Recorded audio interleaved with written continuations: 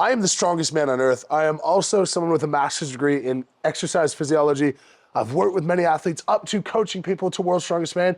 And I'm here to tell you the biggest mistakes people make when they're looking to get strong. Now, this applies really across the board from total beginners up to lower level pros based on what I have seen.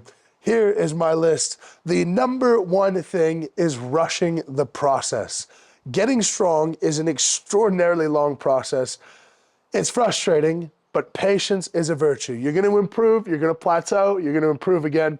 This process will continue for a very long time. For context, I started focusing specifically on strength training for about 4 years before I won World's Strongest Man.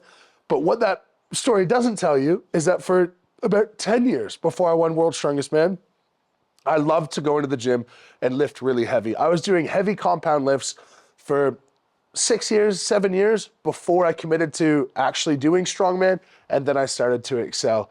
This is a process that's going to take a very long time, and you have to take those incremental wins and be patient. If you're not, either you're going to stall out, you're going to burn out your nervous system, and you're not going to progress over the long run, or you're just simply going to get hurt. Even if you feel like you can do loads, your soft tissue adapts at a much slower rate than your active tissue, meaning that you're leaving yourself at a very high risk for injury if you progress your weights very quickly. That's why I always say progressive overload applied in strength sports should be 2 to 5% every week, with a deload coming every 4 to 6 weeks. Number two, and this is why I wanted to make this video in the first place, is comparing to other people. The number of comments, of DMs, of messages that I get of someone saying, I'm 17, I can deadlift this and do this, and is that good? Well, I don't know. Maybe for you it's good, maybe it's not good. In getting strong, there's a large limitation on your genetic capacity. The reason for that is if we think of the most simple example of the bicep tendon attaching to your forearm, the mechanical advantage that you can get if your bicep tendon is attached a slight bit further away is incredible. Let's say someone has, and we'll just use round numbers here, someone has a bicep tendon attached 1 inch away from the elbow joint. Well, think about pushing a door 1 inch away from the hinge of the door. Say someone else has that joint, that tendon attached 1.2 inches away from the elbow joint. That means that they're going to have a 20% mechanical advantage for the exact same strength of the bicep. If we apply that to things like larger kneecaps, providing a mechanical advantage to the quads, glutes maybe attaching slightly lower down the femur, all of these things totally outside your control could have you as one of the best strength athletes in the world or someone who's never destined to win a local show. But the important thing when you're looking to improve your strength is that you take pride in your personal progress and reaching your personal genetic potential. The reason that I hate comparing to other people so much is because it could make you more proud than you should be over an accomplishment that you should be exceeding, and vice versa. You might not be proud of something that you should be extremely proud about. And the thing is, at the gym, no one's really looking at you. No one's really paying that much attention. That's why I started Lift Heavy, Be Kind. The merch link is in the description and in the pinned comment. If you want to welcome people to the gym, go ahead and check out that shop. Would love you to help rep my brand. Now, the next thing on the mistakes of people looking to get strong is entirely omitting cardiovascular fitness. Of course, there's a crossover effect at very high levels of strength, but I must emphasize this is only at very high levels of strength, and you don't need to fear going for a walk that's going to make you get weaker. Maintaining aerobic fitness is going to increase vascularization of your muscles, which means you're going to improve your recovery, not only between reps, between sets, but between workouts as well. And if you can have a higher level of fitness and that translates to a higher work capacity when you get into the gym, well, it's now facilitating you lifting more weight, and that is ultimately how you're going to get strong. And I say that because my next point is a lot of people overemphasize unimportant things. And unimportance is a relative term, of course, but if we put going to the gym up here and we put eating precisely 1 gram per pound of body weight down here, then everything in between is a gray zone. Now I say precisely 1 gram per pound of body weight, 1 gram of protein per pound of body weight, because if you eat 0.9 or 1.1 or 0.8 or 0.2, it's going to make a marginal difference. And among the things that make a marginal difference is your red light therapy, is preventative physiotherapy when you're not hurt, if you're not at the top level. Things like overhydrating and focusing on drinking a certain amount of water per day. over supplementation and taking every vitamin and mineral you can get your hands on. The things that matter to me are active recovery, is a good diet, is managing life stress, getting into the gym, and working hard. If you do those things, you will reach something near your genetic potential. Once you get close, now we can start thinking about hot-cold therapy. We can start thinking about your hydration protocol. We can start thinking about all of the minutia that could go into that 1% to make you a little bit better. But I see guys, even at the very top level, throwing out the baby with the bathwater and cutting off their nose to spite their face, simply going and committing 100% to something that might not make a lot of sense. And frankly, if you're rushing off to a cold tub appointment and you're stressed by that, well, you're probably negating any positive effects that you might have got from the cold tub in the first place, which according to the research are marginal at best. The next mistake by people looking to get strong are inconsistent periods of commitment.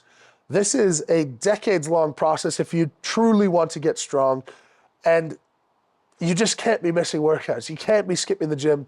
You can't go on a 2-week vacation and not do any sort of exercise at all, unless that's a planned deload. But even still, in planned deloads, in planned off weeks, you should still be doing something to maintain the level of strength, the level of muscle, whatever it is that you're focusing on at that particular period of time. The number of people who I've talked to who worked really hard for 3 months and took 3 months off, and then worked hard for 9 months and then had a baby and took 6 weeks off, this is not going to get you strong. It does not work that way. You're going to constantly undulate, and really the biggess risk factors for injury are excessively overloading or putting on too much load too fast, or very low loads where you essentially stop everything that you're doing. It's a U-shaped curve of injury. And I think a lot of people think it's linear, that the more you do, the more risk there is, the less you do, the less risk there is. Just not true. Your body is built to adapt, to do the things that you ask of it. And if you ask it to do too much one way or the other, you're gonna put yourself at risk. Now, consistency is very, very important. And this is one of the best ways that a coach comes into play or a program comes into play. And if you do want a program written by someone who knows what they're doing, I have those linked in the description as well and in the pinned comment. They are a one-off purchase with education along with them that will be able to help you out. The next one, and this is rife in the strength community, unfortunately, and it's very, very simple: avoiding hard work. If you're not moving weight heavy enough that it moves slowly in some capacity, that it's somewhere close to your 1 rep max, this is a bad recipe to get strong. The word overtraining is used way too much. I think under recovering is certainly a thing where people will try to go to the gym, then go to the bar and get hammered and try to go to the gym the next day, whatever it may be. But overtraining is a very difficult thing to achieve, and really, you're only gonna get there if you're at the upper echelon of what your genetic potential is. You may be overtraining if you're using high volumes and you're working on, say, a hypertrophy phase and you're too sore to be able to do your next workout, totally valid. But you're not overtraining your nervous system if you've been strength training heavy for 3 months and you're starting to feel a bit tired. Don't be lazy, get in, do the hard work in the compound lifts. That's the foundation of getting strong. My next one is committing to strength training only for 2 hours per day.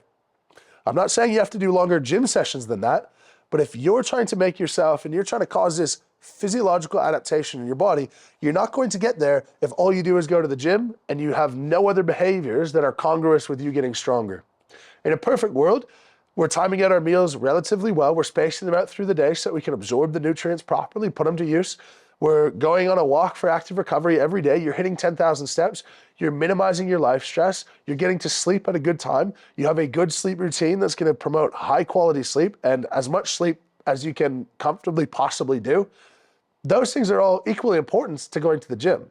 Now, it's on a hierarchy. Of course, you're not going to do those things, not go to the gym and get stronger. But if you go to the gym and don't do those things, you also aren't going to get stronger.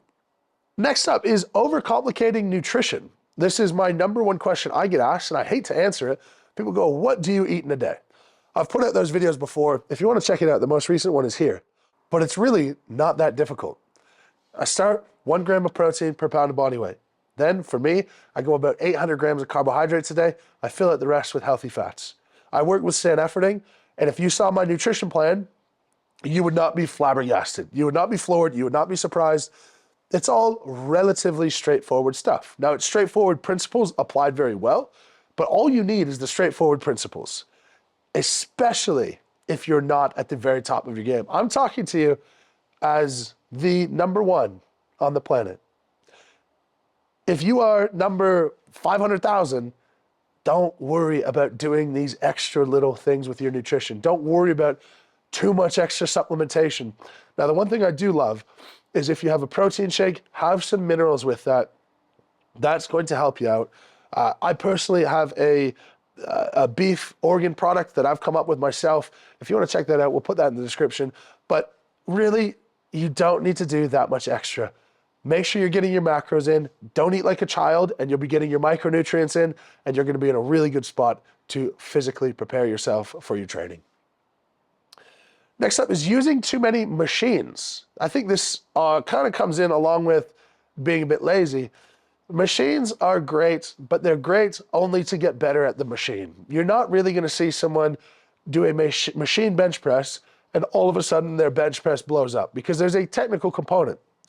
You have to understand that getting strong is a product of improving the nervous system coordination to a particular movement.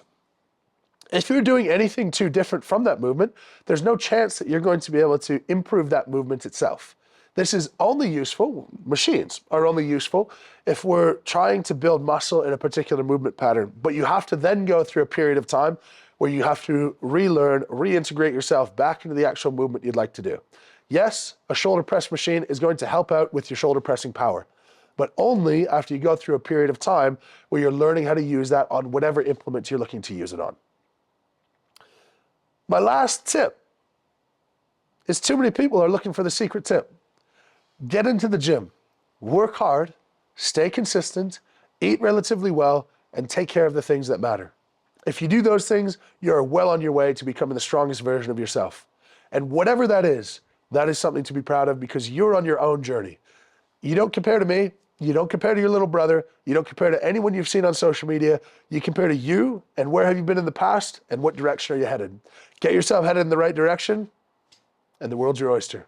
As per usual, lift heavy, be kind. Thank you for watching. Subscribe to the channel if you haven't already, and we'll catch you next time.